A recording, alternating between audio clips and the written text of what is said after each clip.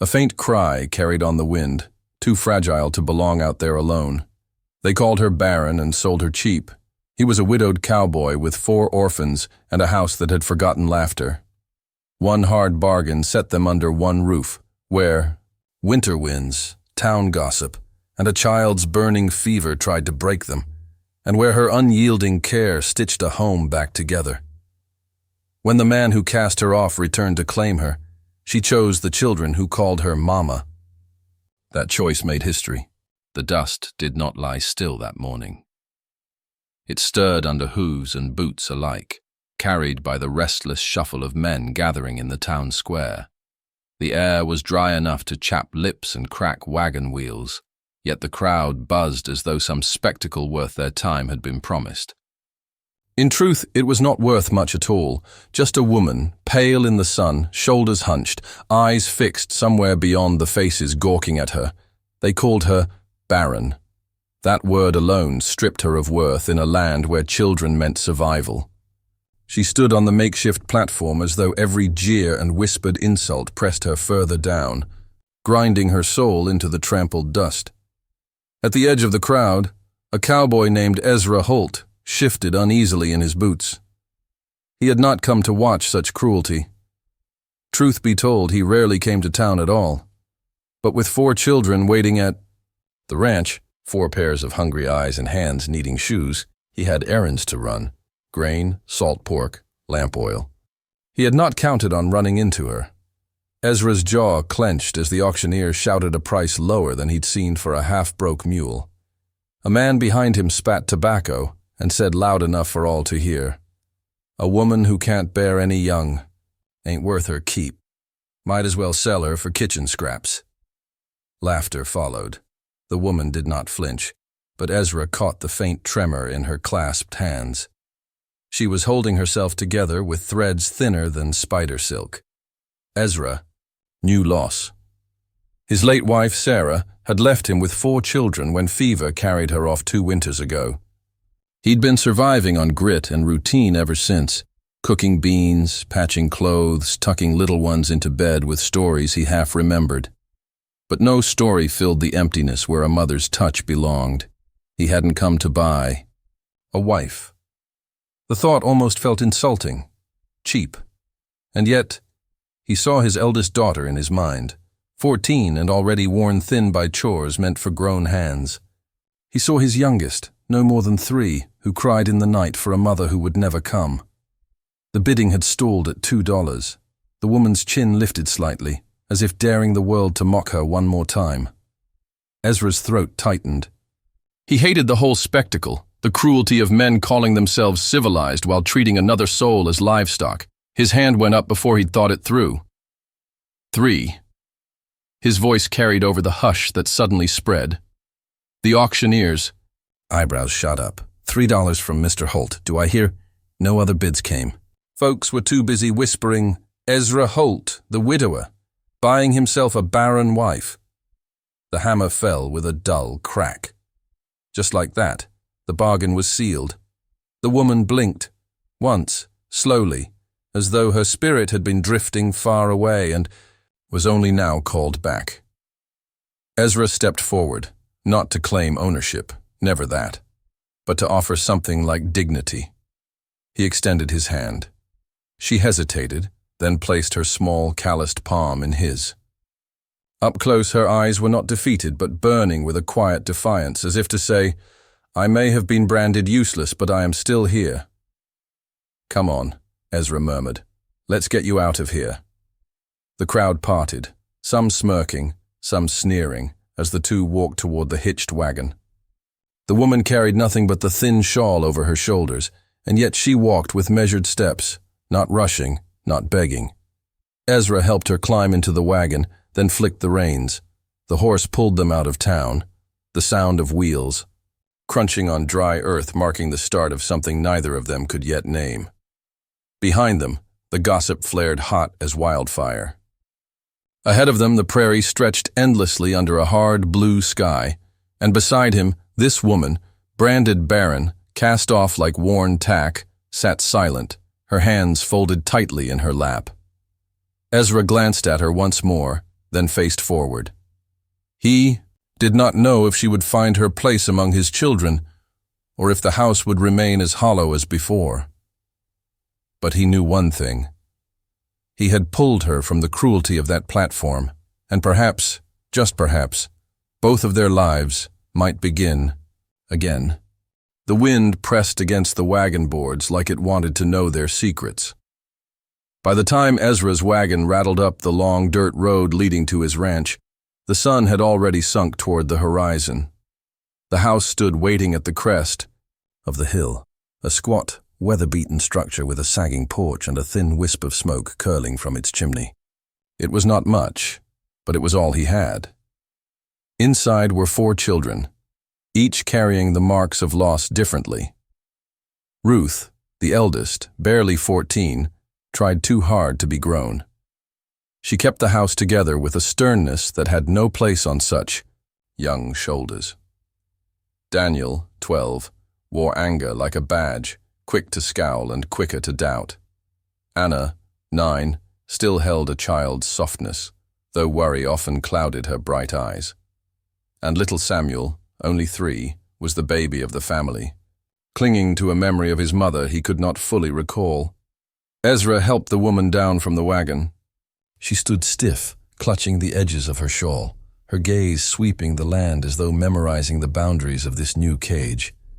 He almost spoke, almost explained that she wasn't bound, that she could leave if she chose, but the words died in his throat. He didn't know her name yet. The children appeared at the door, Ruth in front, her hair pulled into a tidy braid. She looked at the stranger with guarded eyes, then at her father. "Who's this?" Ruth asked. Ezra cleared his throat. She'll be staying with us." The woman's voice broke the silence, soft but steady. "My name is Clara." The children stared. Daniel crossed his arms. "Why?" Ezra shifted, aware of the sharpness in his boy's tone. "Because she needs a place. And we might need her too." That first supper was a stiff affair. Ruth had already cooked beans and cornbread, and she guarded the pot as though daring Clara to touch it. Clara, for her part, sat quietly, hands folded in her lap, until Ezra nudged a bowl toward her. She murmured thanks, but ate little. Daniel glared at her more than once, and Anna whispered questions to Ruth that earned her a quick shush. Only Samuel broke the tension, toddling over to Clara with a wooden toy horse clutched in his fist. "Horse," he said, thrusting it at her. Clara blinked, then managed a faint smile. "Yes, horse." She accepted the toy, her fingers gentle as she handed it back. For a moment, something softened in her face, a glimpse of warmth buried beneath the weight she carried. After supper, Ruth scrubbed dishes with sharp, efficient movements while Daniel stacked firewood by the door. Clara rose to help, but Ruth cut her off with a clipped, "I've got it." Ezra saw the way Clara's shoulders drooped, the way she folded herself smaller in the chair. He also saw the defiance burning faintly in her eyes, the same spark he'd noticed at the auction block. That night, after the children had settled, Ezra lingered by the dying fire. Clara sat across from him, the silence thick between them. Finally, he asked, "You'll need a room. Would you prefer the spare off the kitchen or the loft?" Her hands twisted in her lap. "Wherever causes the least trouble." Ezra studied her face, the shadows carving deeper lines into her weariness. "Clara," he said slowly, tasting the name. "You're not trouble. Not here." Her eyes lifted to his, uncertain, almost disbelieving. He held her gaze until she looked away. The next days unfolded like a cautious dance. Clara tried to help, mending shirts, sweeping floors, kneading bread, but Ruth bristled at her presence. Daniel muttered that she wasn't really family, and Anna trailed between them, torn by loyalty and curiosity. Samuel alone seemed to accept her, toddling after her with wide-eyed trust. One morning, Clara rose before dawn to fetch water. She returned with 2 heavy buckets balanced on a yoke across her shoulders. Ruth stopped in her tracks, surprised to see the fire already burning and the kettle set. Ezra noticed too. He caught the faintest hint of pride in Clara's face, though she said nothing. Integration was not smooth. Gossip from town reached the ranch within days. Ezra Holt had bought himself a barren wife, imagine that. The words stung Clara, though she never let them see it. Ezra caught her one evening outside, her shawl tight around her shoulders, her eyes on the horizon as if she longed for a place far beyond the prairie. "You regret coming here?" he asked quietly. Her voice was barely more than a whisper. "I didn't come. I was sold." Ezra's chest tightened. He wanted to tell her she was free now, but freedom in a land like this was measured in shelter, in bread on the table, in belonging. And belonging did not come easy. Yet even as the days rubbed raw against old wounds, small gestures began to stitch something fragile between them. Samuel fell asleep in Clara's lap one evening, clutching her shawl in his tiny fist. Anna started, asking her about sewing, curious how her nimble fingers patched holes without fuss. Even Ruth, though still sharp, left a shirt for Clara to mend one afternoon. It was not love, not yet. But it was the beginning of something that might grow, if the prairie winds and the weight of the past did not tear it apart first. The prairie carried whispers faster than the wind. By the second week, Clara felt those whispers reach even the quiet corners of the Holt ranch. The gossip from town had not stayed in town. It slipped along fence rails, over corral gates, into the ears of ranch hands and neighbors who came to trade hay or borrow tools. "She's barren, you know," one man muttered at the feed store. "What's Holt thinking, bringing her under his roof with 4 mouths to feed?" Another snickered. "Desperation. Man like him wouldn't fetch a decent wife otherwise." Clara pretended not to hear, but each word cut deeper. She carried those whispers back to the ranch, and though she hid her pain behind work, sweeping, kneading bread, hauling water, Ezra could see the strain. The children, too, felt the tension. Ruth sharpened her tongue, quick to point out Clara's mistakes. Bread too heavy, stitching uneven, firewood stacked wrong. Daniel repeated the cruel talk he'd overheard in town, sometimes throwing it at Clara with a scowl. "They say you can't give us anything. Not even a baby goat if you tried." Ezra had scolded him, of course, but Daniel's bitterness only deepened. Anna grew quiet, torn between loyalty to her father and a budding fondness for Clara. Samuel alone seemed oblivious, toddling after Clara wherever she went. One evening, as the sky burned red with sunset, Ezra found Clara out by the well, hauling up buckets, though her arms trembled from fatigue. "You don't need to do every chore yourself," he said, stepping forward. Her eyes flashed. "If I don't, they'll think I'm lazy on top of useless." Ezra set his hands on the rough wood of the well post. "Clara, you're not useless. Not here. Not to me." For a heartbeat, she stared at him as though trying to measure the truth of his words. Then she turned back to the bucket, jaw tight. That night, Ruth overheard 2 riders passing by, voices drifting through the open window. "Holt's lost his mind, taking in a barren woman. The best she can do is curse the house." Ruth repeated it at the table. The silence that followed was heavy as stone. Clara's spoon stilled, and her face went pale.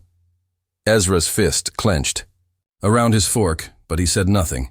The tension only thickened when a neighbor, Silas McGraw, arrived the next day. A rancher with too much land and too little scruple, McGraw had always eyed Holt's spread with a covetous gleam. He swung down from his horse with a smirk, tipping his hat toward Clara. "Ezra," he drawled, "heard you picked yourself up a bargain in town. Shame she won't be giving you any more heirs." Ezra's jaw tightened. "Say your piece, McGraw." McGraw shrugged. "Just came to remind you. Winter's coming. If you ever decide you can't manage 4 young'uns and a barren wife, I'd be happy to take that west pasture off your hands." Clara stood frozen, her shawl clutched tight, shame rising hot in her chest. Ezra's voice came low, edged with steel. "This land isn't for sale. Not today, not ever. Now get off it." McGraw's smile curdled. He spat in the dirt, mounted up and rode away, dust trailing like smoke. Afterward, Clara whispered, "He's right, you know. I can't give you more children. I bring nothing." Ezra turned to her, the lines of grief etched deep in his face. "Clara, I didn't bring you here for children. My house already has 4 who need more than I can give alone.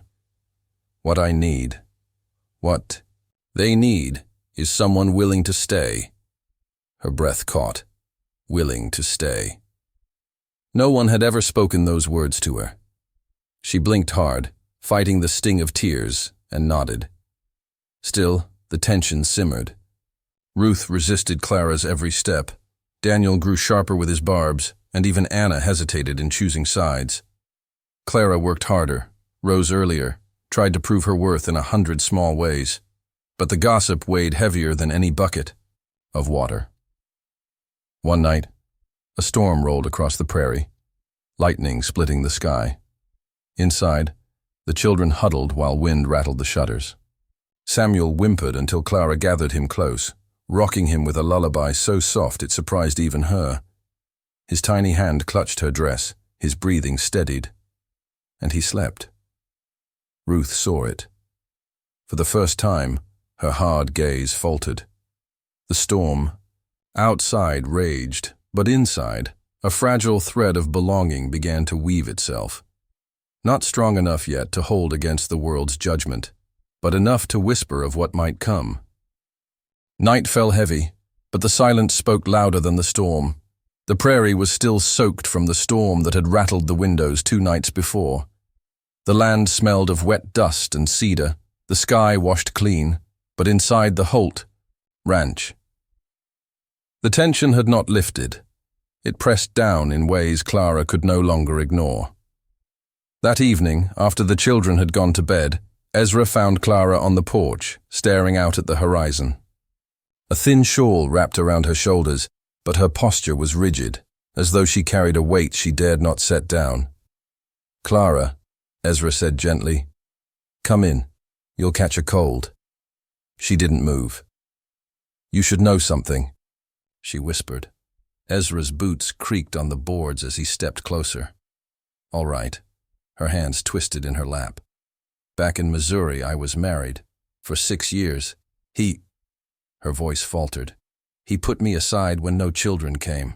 Said, I wasn't a wife, just a burden. He sold me to cover a gambling debt. That's how I ended up on that platform."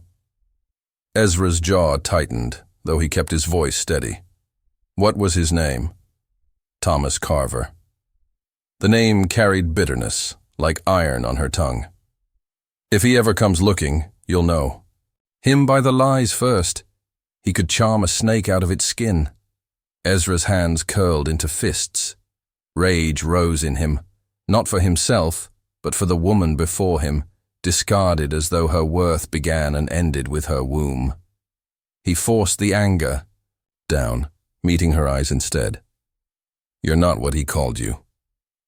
Clara's gaze flicked up, disbelief shadowing her face. "I was branded Barren, Ezra. Worthless. That brand doesn't wash off." "Brands fade," he said quietly. "Scars don't tell the whole story. And a man like that, he's the one." "Worthless." Clara's throat worked as though she wanted to reply, but no words came. For the first time, the fire inside her seemed to soften. The next day, the children sensed something had shifted.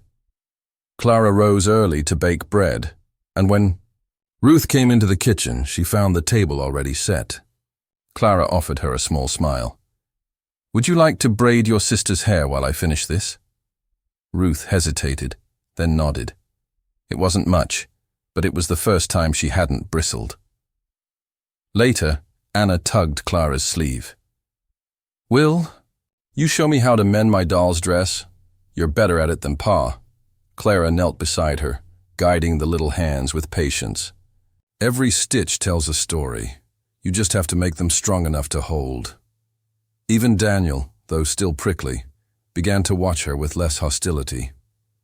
He lingered by the doorway when she worked, silent but listening. The true turning came with Samuel. He'd been coughing since the storm, his small chest rattling at night. Clara stayed up with him, cool cloth on his forehead, whispering soft words until dawn. Ezra woke once to find her cradling the boy in the rocking chair, eyes red from sleeplessness, but her voice steady, humming a tune older than memory. When Samuel's fever finally broke, he stirred awake, looked up at her, and mumbled, "Mama." The die word froze Clara in place. Her breath caught. Tears stung her eyes, but she didn't correct him. Instead, she pressed her lips to his damp hair, whispering, "Yes, baby. I'm here." Ezra saw it from the doorway. His chest ached, not with jealousy, but with something deeper, a fierce gratitude. By morning, Samuel clung to Clara's skirts as though she had always been there. Anna started calling her Aunt Clara, and even Ruth softened, letting Clara braid her hair before church. Yet peace was fragile. The gossip in town hadn't quieted, and Ezra knew Thomas Carver's shadow might one day darken their door. Still, inside the ranch, something undeniable had begun to grow. Clara herself felt it most keenly. For years, she had carried emptiness, like a curse. But when Samuel called her Mama, the emptiness shifted. She realized motherhood was not only in blood, it was in the sleepless nights, the gentle hands, the unwavering presence when a child cried in the dark. And in that moment, Clara understood. She was no longer branded Barren. She was building something no one could take from her. The horizon darkened with more than clouds. Life on the Holt Ranch had begun to settle into a fragile rhythm. Clara tended the children, Ezra managed the stock, and the walls of the house no longer echoed with emptiness. Yet peace on the prairie never lasted long. It began with Silas McGraw. He rode up one afternoon, hat low, eyes sharp. Ezra was mending a fence post when McGraw leaned on the saddle horn and smirked. Heard the boy was near to dying. McGraw drawled, "Shame if you lost one. But then, with that barren wife of yours, you won't be replacing him." Ezra's hammer froze mid-swing. He straightened, meeting McGraw's sneer with steel in his eyes. "Don't speak her name." McGraw shrugged. "Town's talking, Holt. Some say you've gone soft. A man with a barren woman and 4 mouths to feed won't hold land for long. Winter'll do what the fever didn't." Ezra gripped the hammer so tight his knuckles whitened. "You best ride on."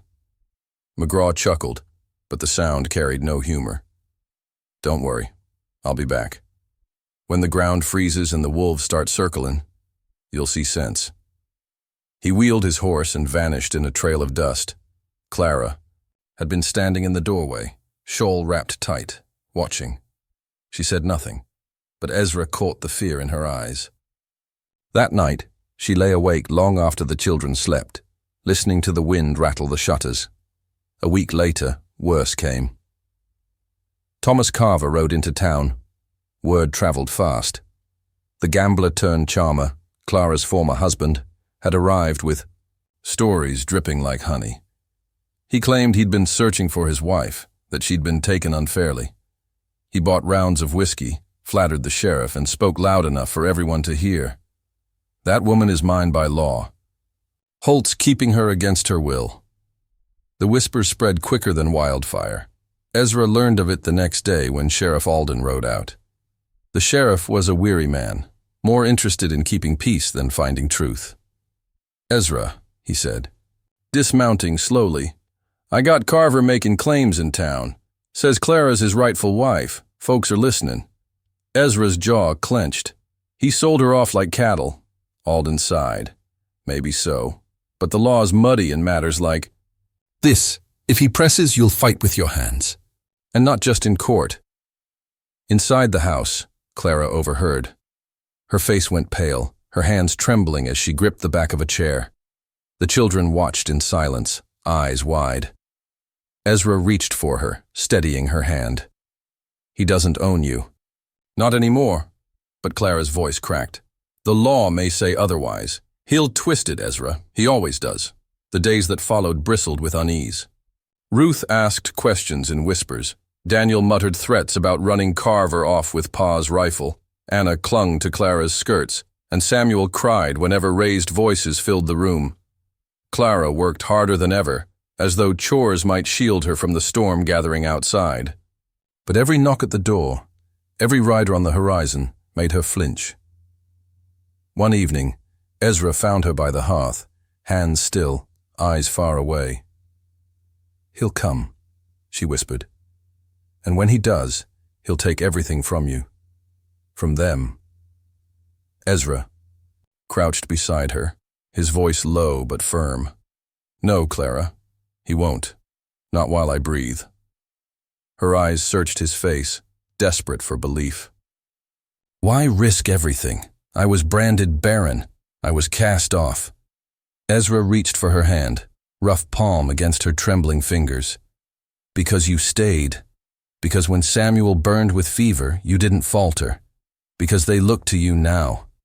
"Whether they admit it or not. You're more mother than they've had since Sarah passed. And that matters more than any brand, more than any law."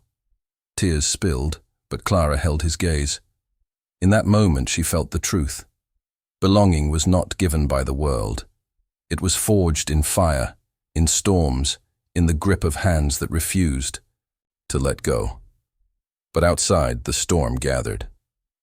McGraw waited for Holt to falter. Carver spread lies in town, winding allies around his charm. And soon, Clara knew, both men would come knocking. The prairie had gone quiet, too quiet. Trouble was riding. Closer with each sunrise. The knock came like a gunshot against the quiet night. The Holt ranch sat in uneasy stillness. The prairie winds had died, leaving the land too hushed, as if it braced for what was coming. Ezra had known it would not take long. A man like Thomas Carver thrived on spectacle, and he would not waste his lies in town without eventually bringing them to the ranch door. That night, it happened. The children were inside, gathered by the fire.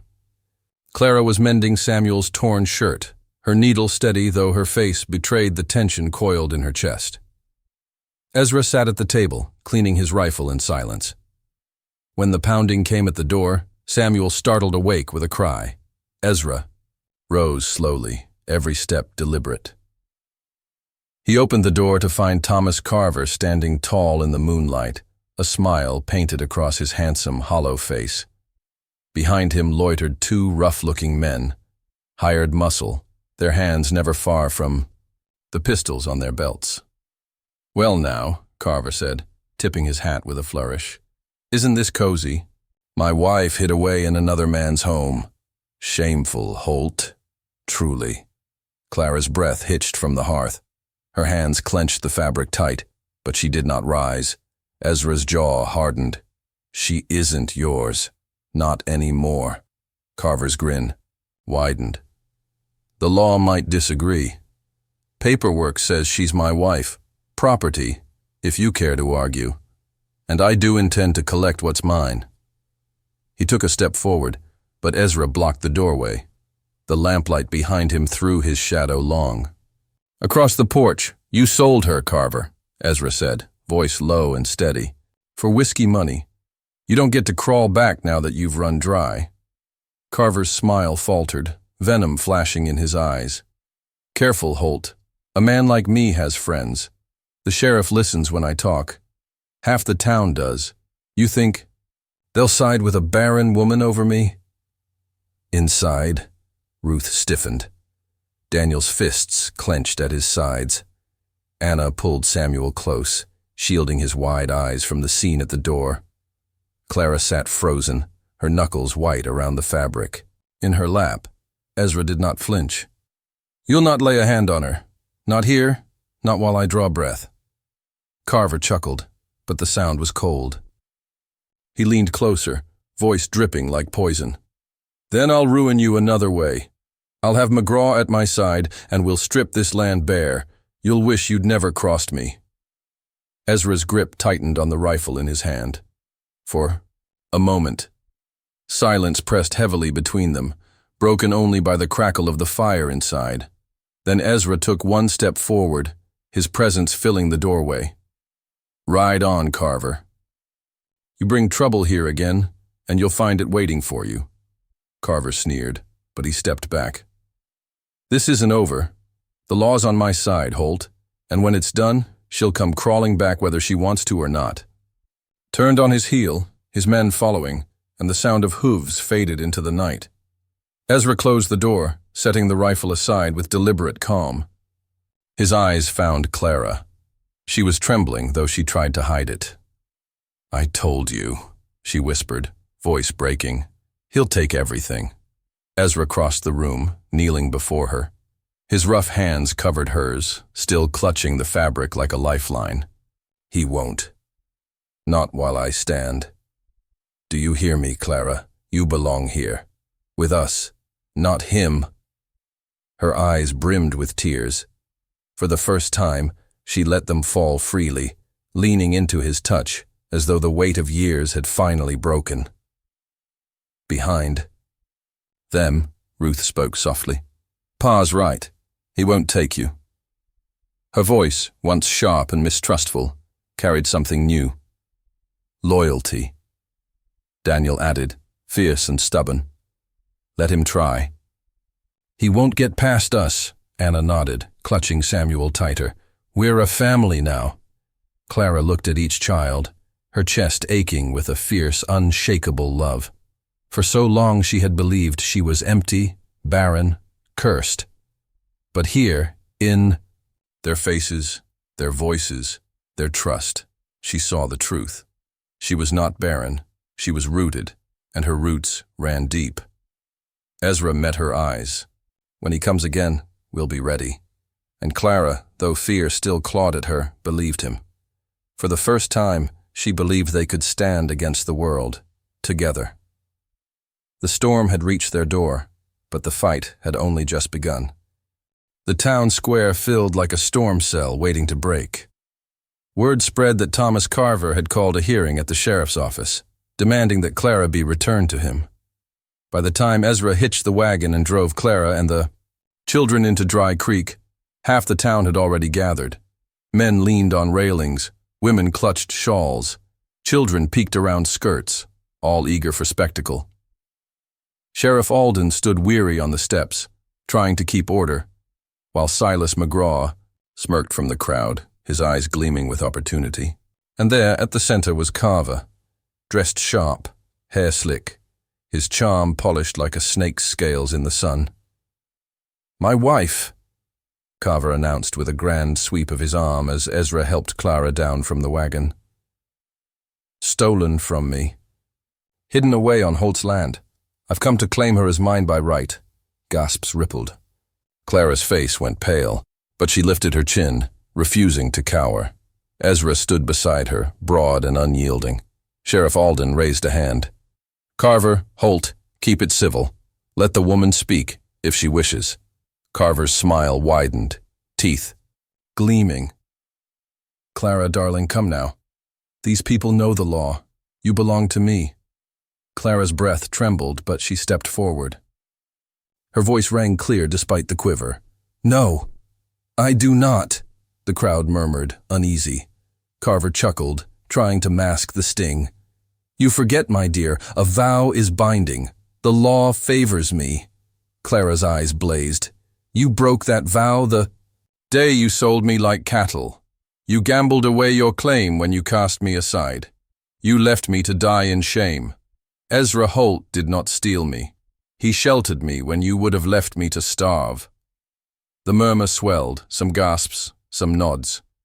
Carver's face darkened, his charm cracking at the edges. "She's lying," he barked. "She's barren, worthless.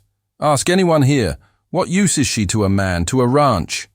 The insult stung, but before Clara could answer, Ruth's voice cut through the crowd, high and fierce.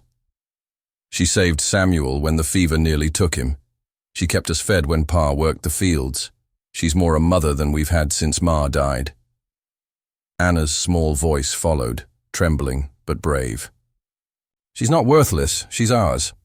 Daniel, fists clenched, shouted, "You sold her, Carver. You're no husband, just a coward." The children's words struck harder than any blow. The crowd shifted uneasily, sympathy bending toward Clara. Ezra stepped forward now, his presence filling the square. His voice carried low and firm, the kind that left no room for doubt.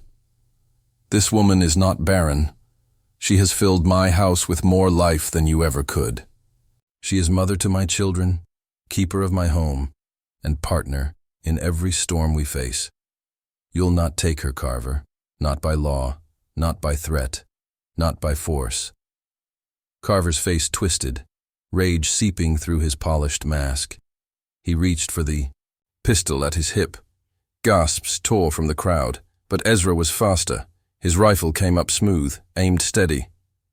"Don't!" The word was sharp as steel. For a long, dangerous moment, silence froze the square. Carver's hand hovered, trembling with fury. But the eyes of the town were on him now, suspicion, disgust, even fear.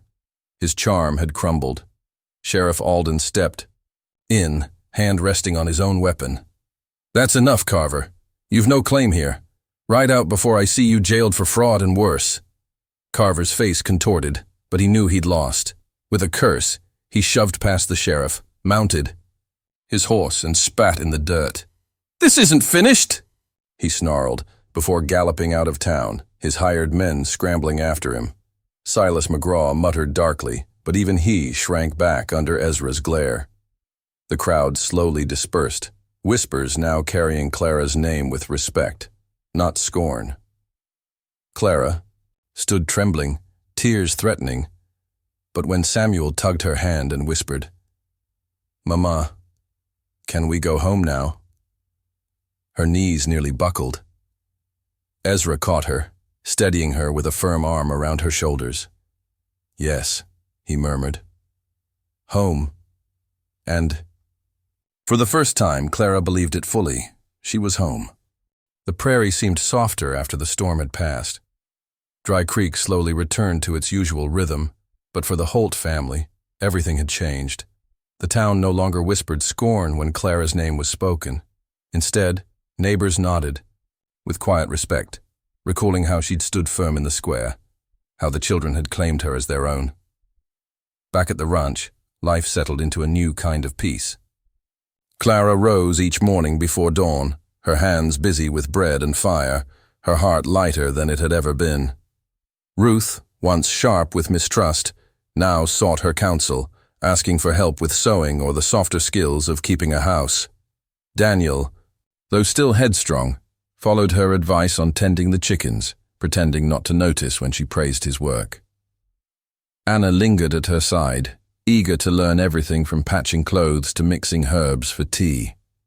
And Samuel never let go, clinging to her skirts, calling her Mama, with the confidence of a child who finally felt safe.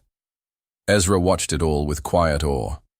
For so long, he had lived as though the house were only a shell, hollowed by loss. Now, laughter echoed in the rafters. The scent of fresh bread filled the rooms. The warmth of family wrapped around him stronger than any fire. Clara had not replaced what was lost. She had built something new.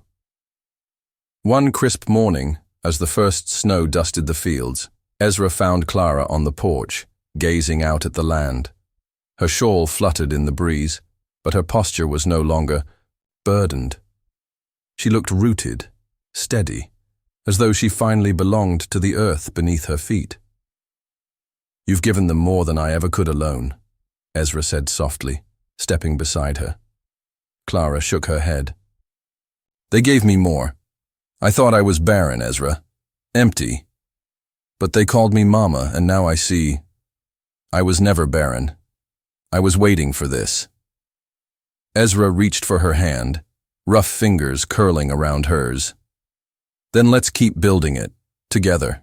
She met his eyes, tears glistening, but her smile was sure. Together, the children burst out the door then, laughter ringing as Samuel toppled into the snow, and Anna shrieked with delight. Ruth scolded half-heartedly, Daniel scooped a handful of snow for a fight, and Clara's laughter joined theirs, rich and unguarded. Ezra's chest swelled at the sight. This was no longer a house, it was a home. The past had branded Clara barren, cast her aside as worthless. But the prairie had given her something truer, a family that claimed her, a man who stood beside her, and children who needed her more than the world's judgment ever mattered. She was no longer what her past had named her. She was wife, mother, root, and shelter.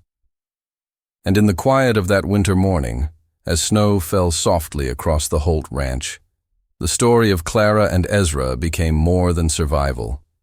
It became legend. They said she was barren. They tried to strip her worth with a brand that could not hold. Yet when a widowed cowboy's 4 orphans called her Mama, she proved that family is not born of blood, but of love, loyalty, and the courage to stay when it would be easier to walk away. And so her past lost its grip, and her choice made history.